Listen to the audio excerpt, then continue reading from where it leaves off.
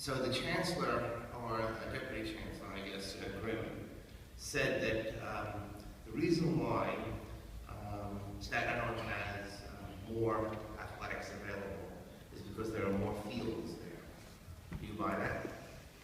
So in our entire league, 42 schools, not one school has a soccer field, not one school has a baseball field. All of our competitions are in public parks. If you look at the PSAL schedule, you'll see that the vast majority of games are played on public parks. One of the recommendations that we've given the Deputy Chancellor and the Chancellor is to make better use of the DOE facilities, such as the soccer fields and the baseball field. Right now, if you're at a high school campus that has a soccer field, it's under the control of the principal. What we've recommended is that there be a central permitting system so that all schools in the community can have access to those fields. So facilities is not at all a challenge that we can't solve.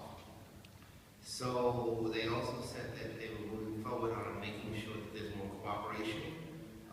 Because, as you know, we met previously since I've become education chair.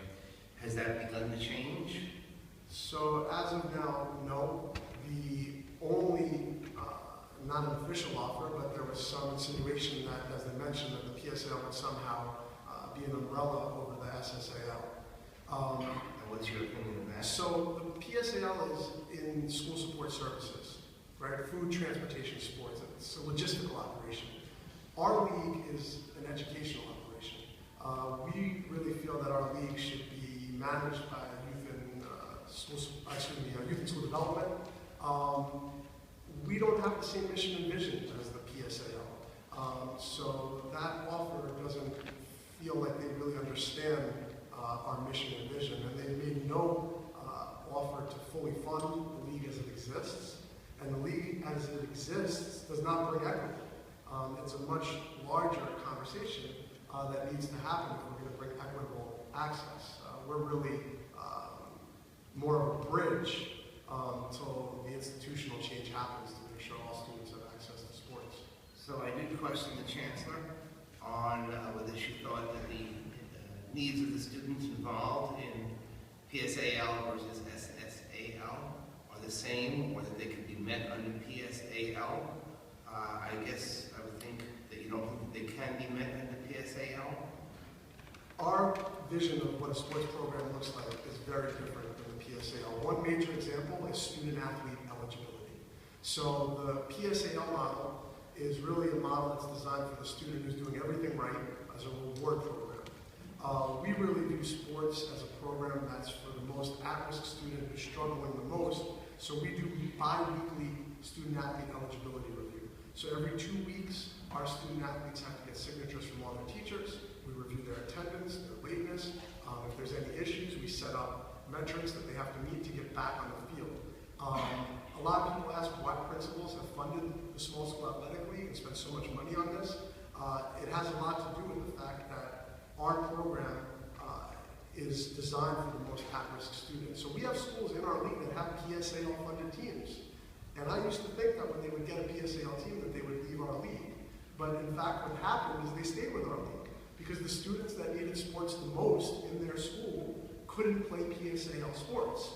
So we have numerous teams in our league that exist also in the PSAL. So again, our mission and vision is totally different as to what sports is. We view it as an educational program, whereas the PSAL is really designed kind of modeled after the NCAA. It was established in 1903. It's not an educational program. We view our program as an educational program.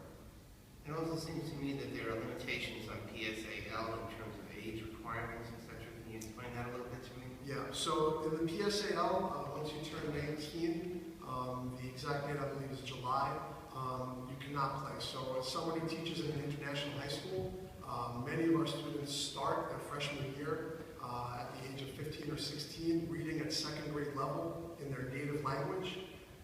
It takes them 5 years to graduate, sometimes 6 by no fault of their own.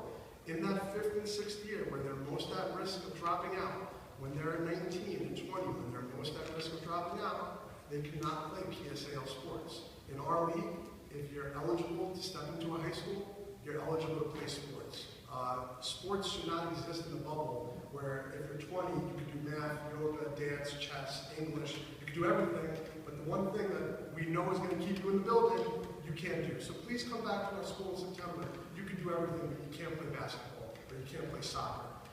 That is the program that's getting kids back into our school. My principal even said to me this morning when she was wishing me good luck coming here. She said, remember, the work that you're doing is keeping students in our building that we've never been able to keep in the building before.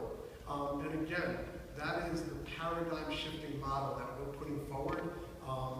The PSAL, again, does not share our mission and vision. We really don't see this existing under the PSAL.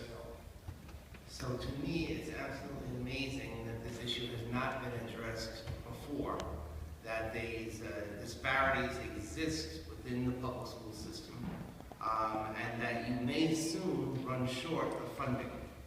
What is your immediate need moving forward, and how do you see this potentially working out in the future? So we have $0 granted to us by the DOE for fiscal year 2015. The league as it stands right now as a principal funded model will not continue because it's unfair to the schools that have the highest rates of poverty that they should have to fund their sports program out of their own budgets.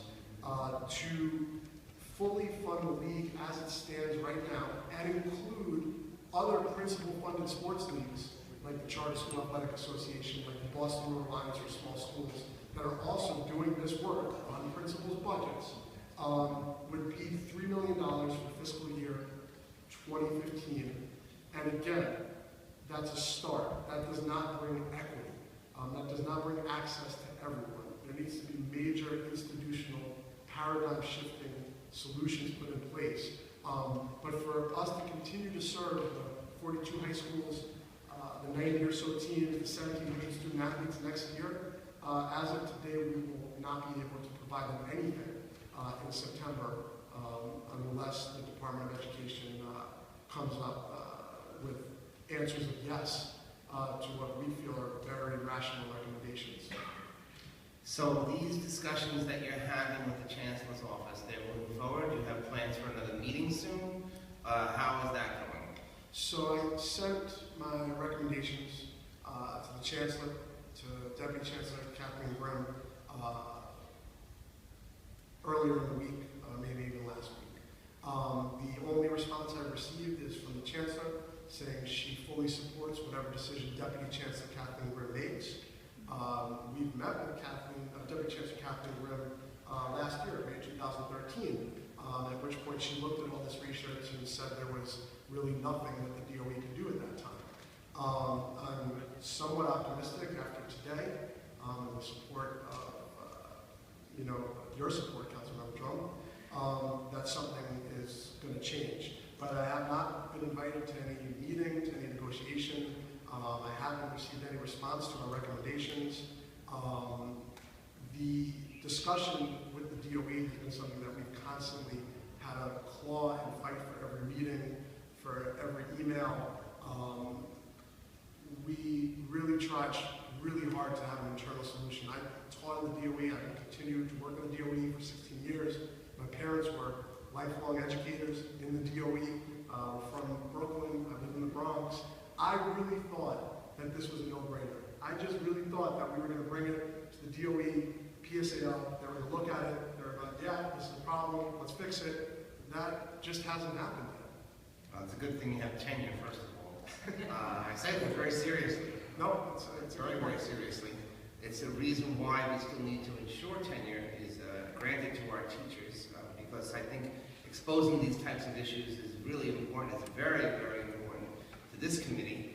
We do have a Board of Ed representative here, and I'm going to ask that Board of Ed representative to make sure that these meetings occur as soon as humanly possible.